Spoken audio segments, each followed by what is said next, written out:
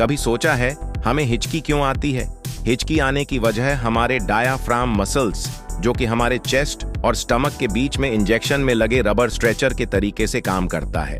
जब ये नीचे आता है तब हम सांस अंदर लेते हैं, और जब डायाफ्राम ऊपर जाता है तब हम सांस बाहर छोड़ते हैं। इसी के तालमेल के साथ हमारा glottis muscles open and close होता है।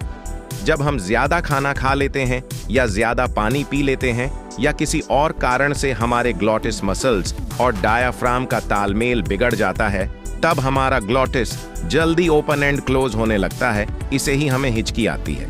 किस किस को ये पहले पता नहीं था वो लाइक जरूर करना।